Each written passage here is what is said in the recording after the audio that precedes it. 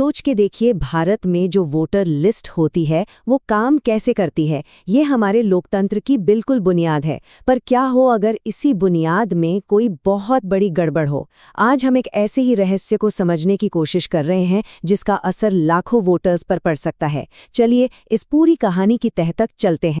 बस इस आंकड़े पर एक नज़र डालिए, 6.5 करोड़। जी हाँ, ये कोई लॉटरी का नंबर नहीं है, बल्कि उन लोगों की तादाद है जिनके नाम भारत की वोटर लिस्ट से मतलब मतदाता सूचियों से हटा दिए गए। ये कोई छोटा मोटा नंबर नहीं है और यही हमारे आज के विश्लेषण का केंद्र है। सवाल ये है कि आखिर इतने सारे नाम हटाए क्यों गए। तो ये सब शुरू कैसे हुआ? देखिए, चुनाव आयोग ने एक प्रोग्राम शुरू किया जिसका नाम था विशेष गहन पुनरीक्षण या SIR।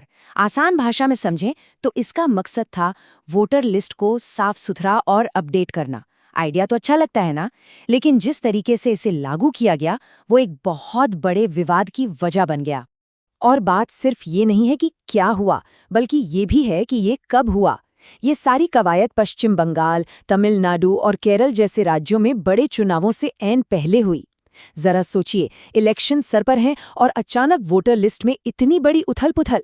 इसकी वजह से जमीनी स्तर पर बहुत ज्यादा कंफ्यूजन और चिंता का माहौल बन गया। इन बड़े बड़े आंकड़ों के पीछे असली इंसान हैं, उनकी परेशानियां हैं। चलिए जरा पश्चिम बंगाल चलते हैं और देखते हैं कि जमीनी हकीकत क्या थी। वहां से जो कहानियां सामने आईं वो असल में दिखाती हैं कि ये सिचुएशन कितनी ज्यादा गड़बड़ थी। जरा इमेजिन कीजिए, बुजुर्ग लोगों को अपनी पहचान साबित करने के लिए मीलों दूर सफर करने को कहा जा रहा था। उन्हें एक ऐसे सॉफ्टवेयर से नोटिस मिल रहे थे जो ठीक से काम ही नहीं कर रहा था। मतलब कुछ समझ ही नहीं आ रहा था। हालत इतनी खराब हो गई कि चुनाव आयोग को बीच में आना पड़ा और घर घर जाकर वेरिफिकेशन का ऑर्डर देना पड़ा। मतलब पूरी तरह से एक अफरा तफरी का माहौल था। और ऐसा नहीं है कि सिर्फ आम लोग ही परेशान थे। सिविल सर्वेंट्स का एक ग्रुप भी इस पर खुलकर बोला। उनका कहना था कि ये जो पूरा प्रोसेस था वो उन अधिकारियों को ही बाईपास कर रहा था जिनके पास असल में ये फैसले लेने का अधिकार था। मतलब साफ साफ शब्दों में कहें तो सिस्टम नियमों को ताक पर रखकर काम कर रहा था। तो इस सारी गड़बड़ी की जड़ में आखिर था क्या? इसका एक बहुत बड़ा हिस्सा था टेक्नोलॉजी। और अजीब बात यह है कि जिस चीज को काम आसान करना चाहिए था वही सब कुछ और भी ज्यादा उलझा रही थी।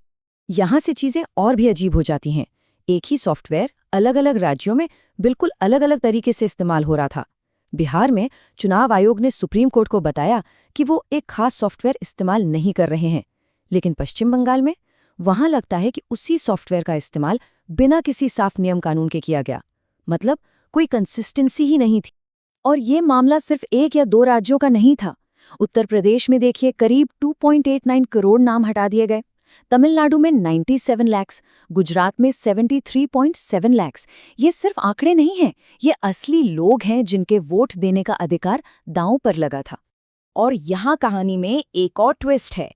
जिन लाखों लोगों के नाम हटा दिए गए थे उनमें से कई को बाद में नए वोटर के तौर पर वापस लिस्ट में जोड़ दिया गया। इससे क्या पता चलता है? यही कि पूरा का पूरा प्रोसेस कितना बेढंगा और गैर भरोसेमंद था। इतनी सारी गड़बड़ियों को देखकर दिमाग में एक सवाल उठता है, क्या ये सिर्फ नाकामी थी या पर्दे के पीछे कुछ और ही खेल चल रहा था? एक गहरा शक पैदा होने लगा जो इस पूरी कवायद के असली मकसद पर ही सवाल उठाता है। तो यही है सबसे बड़ा सवाल, क्या ये एक बहुत बड़ी सरकारी भूल थी या इसके पीछे कोई गहरा मकसद छिपा था? यही इस कहानी का असली रहस्य है और ये हमें एक बहुत ही परेशान करने वाली संभावना की ओर ले जाता है।